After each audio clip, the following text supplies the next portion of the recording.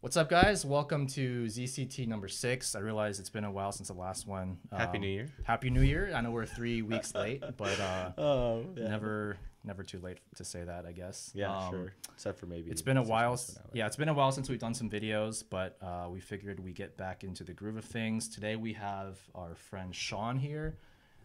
He's very experienced in both track and autocross, which leads us to our topic for the day, which is track versus autocross pros and cons, especially for kind of like beginners who are trying to get into like high performing driving events, For sure. motorsports. Which one should you go with? What are the pros and cons? Yeah, so I guess we can get right into it. But before we do that, as is ritual for all the guests, we're gonna do a draw my car. So Sean, take it Go away. ahead, take a stab at that. Oh, God. Always love putting people on the spot and having them draw their car or a car in their Yeah. history that has some significance to them. Mhm. And then while you're doing that, I wanted to also touch on the point that there was a comment that someone brought up, and they were saying, hey, can you talk about kind of the stigma of the track versus Yes. autocross? Forgot to mention that. I guess culture, or I guess individuals that there is. I think it's more one way. It's more track people towards autocross. There are definitely track people who judge people who are super into autocross and not as into track, yeah, exactly. which is why So, we wanted to do this specific topic. yeah. So we'll go over, like Finn says, the pros and cons of both the tracking and the autocrossing. Yeah. And then also touch a little bit on that stigma. Yeah. And I think that would be a very interesting conversation. Yeah, So, for sure. So we'll give Sean a little bit more time. It's pretty bad. It looks like you've seen it Oh already. my God. It's pretty bad. Man, what is It's like a triceratops over here. Oh, get out of here. Okay. Are you ready? There you go. Oh man. I'm not an artist, guys. Oh man. Hey, you know what? We don't expect anyone. It's a triceratops.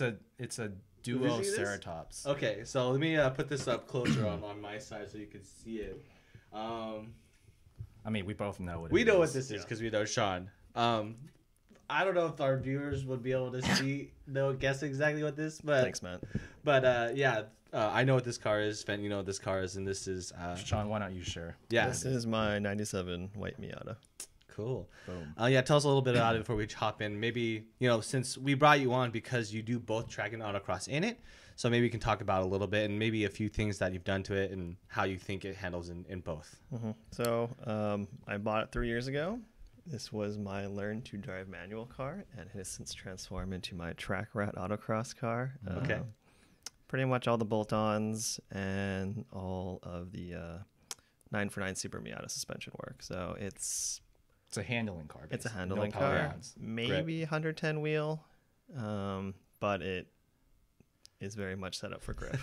Yeah, and I did a video on it at the track at Thunder Hill West. My first time at Thunder Hill West, and I think I ran like a 131 or something. Yes. And you've broken Yes, that. broken time. 129. Yeah. Nice. Okay, so it's a pretty quick car. Yeah, absolutely. And I've ridden in it, and the turns that you were doing, and then me like feeling all the G's. I'm like, man, you feel like it should lose a bit in the rear, a little bit, but Very it just stable.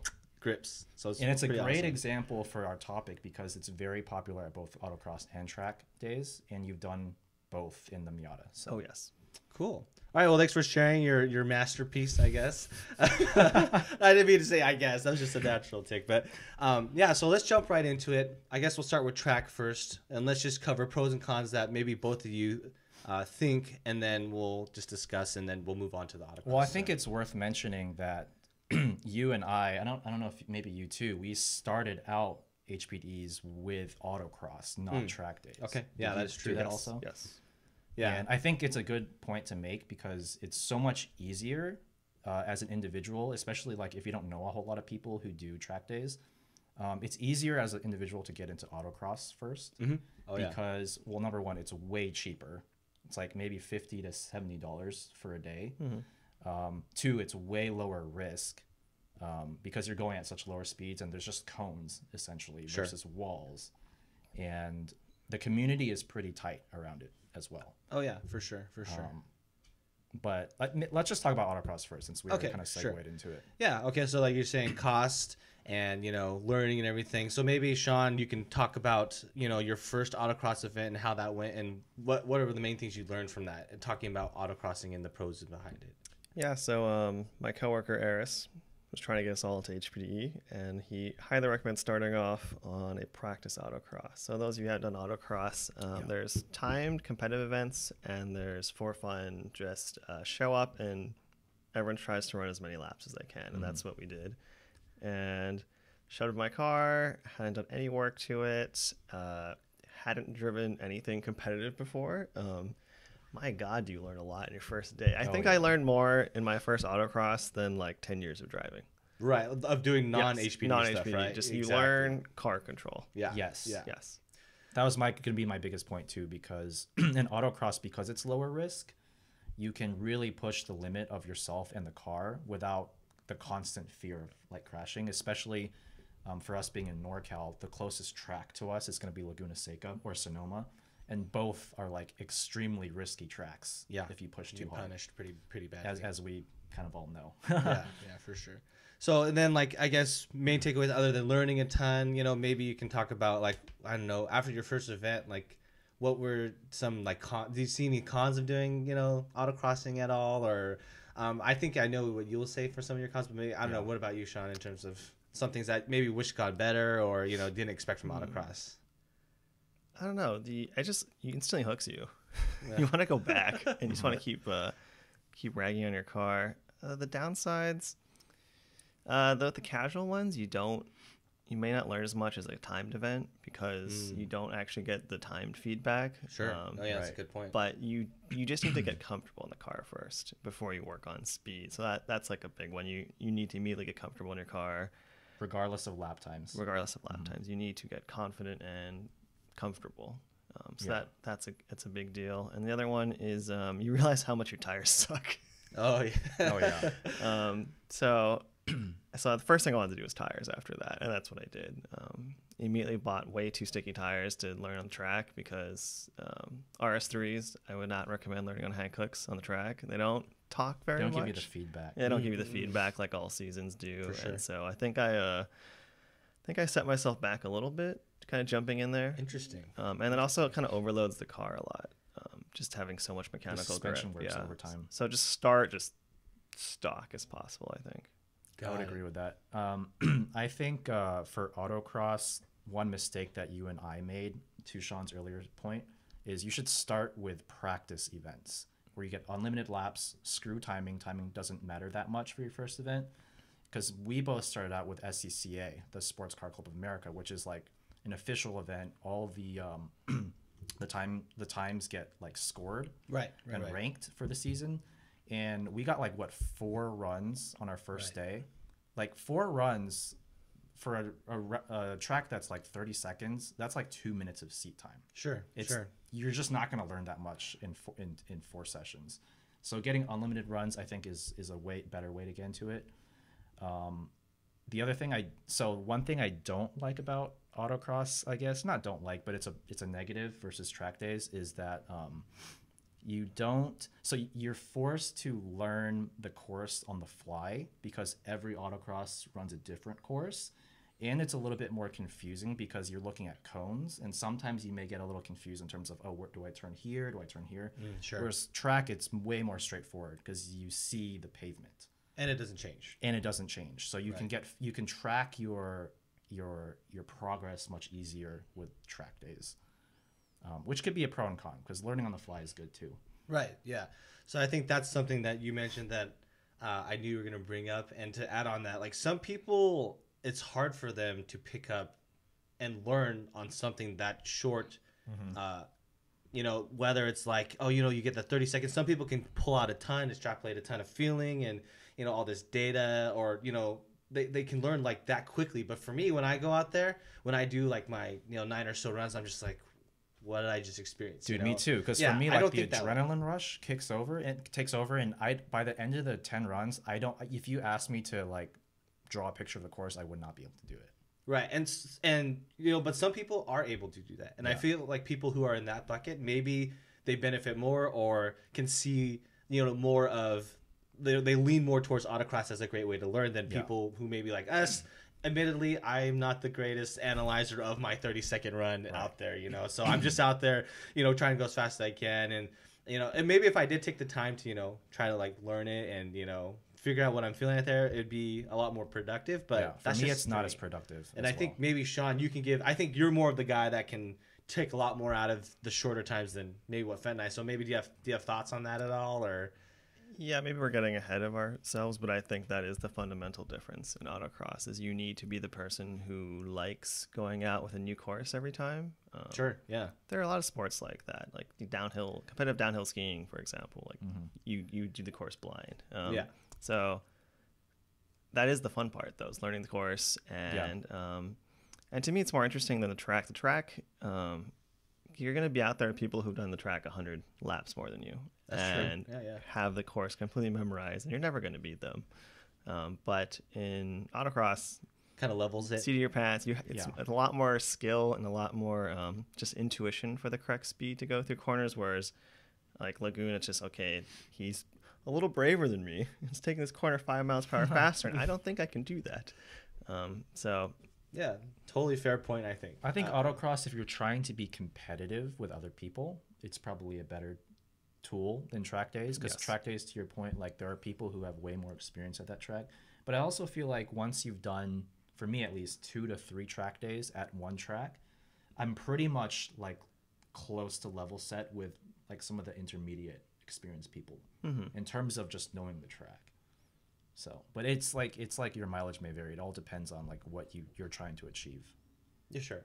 And as you can see now, why we have both of these individuals here, we have a good insight of both autocross and tracking. I'm either the mediator. I love them both. You know, I have fun at both, but I take it maybe a little more casually. But, you know, that being said, maybe we can segue into the track part of things, and maybe Fenton, you can start us off with the pros and cons, and then maybe you can also throw it as a comparison to autocross. You know, so like, you know, track is better because of over autocross. So why don't you take that away? Yeah, so I think a lot of the points we already touched on just by nature of talking about what we like and don't like about autocross. But another thing that we didn't talk about is that for track days, especially if you're driving a manual transmission car, it forces you to learn how to downshift properly. Sure. In autocross, pretty much you're in second gear the whole time. yes. You don't really need first gear. Maybe if your gearing is really short, you can get into third gear at some point, but like you can pretty much get away with it in second gear. You can be competitive at autocross without even knowing how to heel toe downshift. Sure. Yeah. In track day, at a track, if you don't know how to heel toe, like you're gonna cause a whole lot of wear and like upset. You know, You're going to learn quickly. Yeah, you're very gonna, quickly. But, you know, transmission, automatic, I mean, power shifters, future, just saying. yeah. No, I'm just kidding. I mean, but- if you're doing that, you just get out of here. Oh, whoa. Okay, that's going to be a whole other topic. Well, I'll save that for another topic.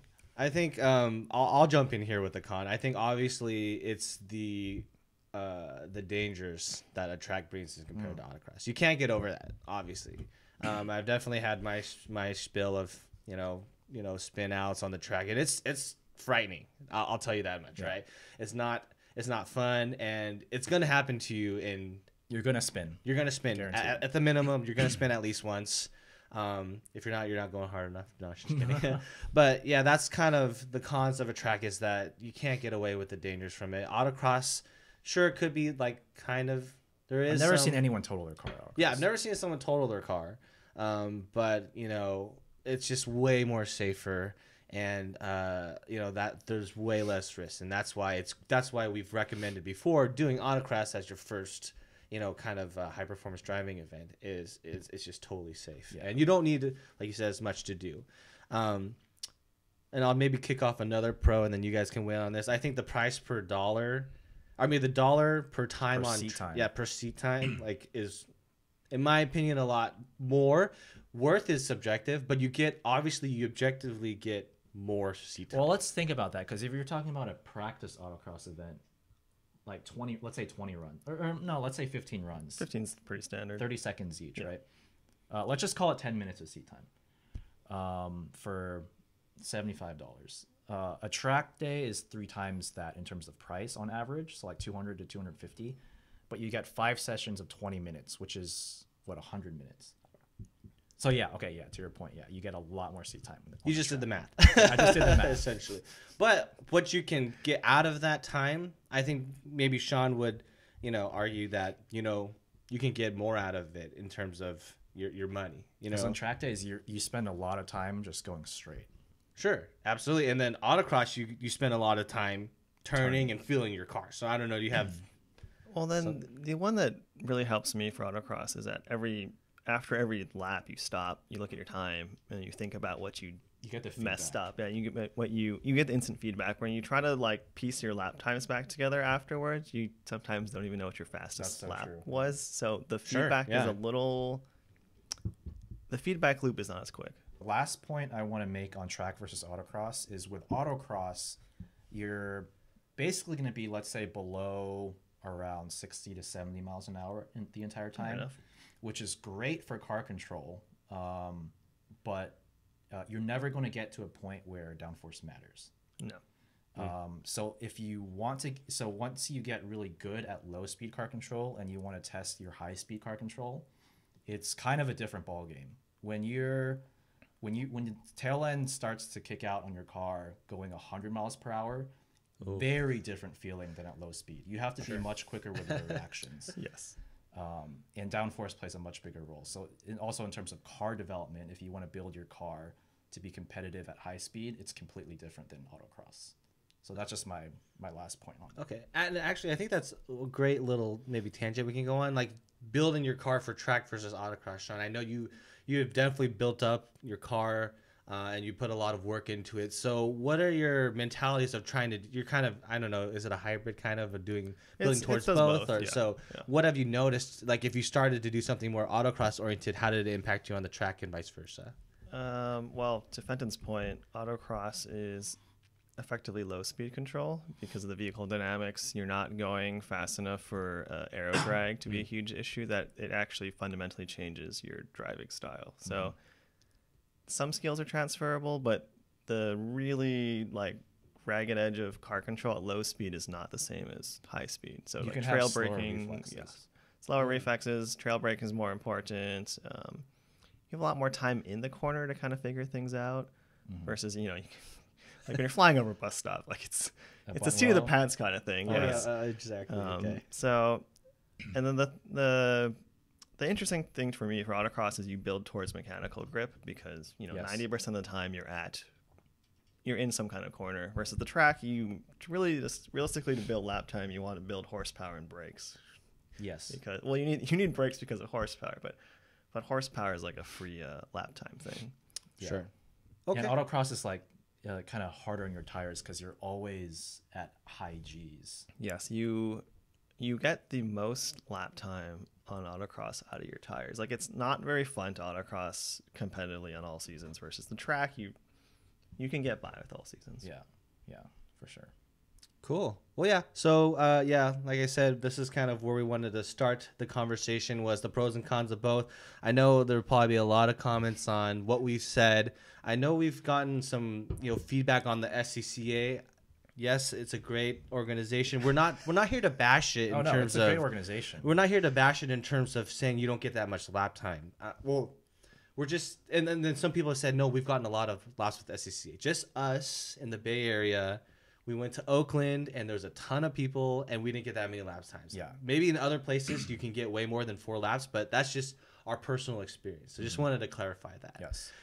So let's just segue, and I guess to our next topic. And this was a comment that someone made, and something we've all noticed. And I think there's a couple of these that exist in the car community, like Corvettes versus Miatas, right? So, but this is kind of track versus autocross. And I think it's more one way, where it's the track goers kind of poke fun at the autocross guys. And maybe, Fent, you can start us off of, why people would think that, and then why does that exist? So as someone who goes to the track a lot, if you've never experienced autocross and you're looking at it from your little world, your bubble of track driving, it seems like autocross is for little kids. Like it's like look at his face. It's like a small track, and you're not driving at high speed, right? And there's a low risk, and at the end of the day, you're just messing around in a parking lot. I'm not saying that's my personal view. I feel like that's what a lot of the track guys will think about autocross. but there's so much more to it than that. So I think as someone who has done a lot of track days but has never done autocross, you're kind of missing the point if that's how you treat it. And I would challenge you to actually sign up for autocross and just see how much slower you are than the people who go all the time. Right. And it'll help you at the track too. At low speeds, you'll have much better car control because of it. Yeah. Any thoughts on that, Sean? I know you kind of made a face right, when Ben was explaining. That, I think I've had this conversation with you guys about that, exactly how you described it. I guess from the outside, it's how it looks, and then some of these people come into autocross and like don't realize how much slower they are because of their driving skill and not their car. That's a good point. It exposes bad driving. It exposes bad driving, exposes bad car setups, and I think you appreciate it once you look. Like I'm always chasing a faster Miata, and not only is his car better set up, his driving skills at least a second faster than me. So I'm always working for something. But if someone just jumps into autocross and doesn't really appreciate the skill and the setup involved, then yeah, it's going to seem like a very weird, silly sport. Sure. Yeah. And I think that's kind of why maybe it's one-sided. Like it's only track 2 autocross where that stigma and criticism and poking fun comes in, because what you exactly said, it exposes the people who just have really fast cars and who are fast on track for not actually having the driver skill. Yeah. And I think that's kind of funny because I'm sure you could like say, oh yeah, you have like the big O Z06, the new C7 Z06, and you're pretty slow out there. Well, I mean, it's not the best autocross car, but I mean, like you're not that fast, and you're smoking them in your 100 horsepower Miata. So I think there's maybe some hidden smug from the autocross drivers, but you hit it on the head perfectly. It's just like the appearance of it, the outwards appearance of it. It's just not as. It's like the Fisher Price of tracks. Yeah. But it's not the case at all. Yeah, it's not the case at all. But yeah, people will say it's not as like, tough or macho. You're not going to pass anyone in your Z06 at an autocross if it's your first time. Yeah, exactly. Not that you should be passing out across, but beating anyone, yeah. So I think those are really good points, and I really enjoyed hearing that from you, Sean, because you are a huge proponent of both. We've all gone to many track days and autocross days together, and I think it made for a pretty fun topic to talk about. Yeah. But in terms of that, I think it's pretty solid. I think we covered what we wanted to for this episode. Maybe you can close it out. Yeah. So. As always, just leave your comments on either what we talked about, or if you have future ideas for podcasts, let us know. Thanks for watching, and see you next time.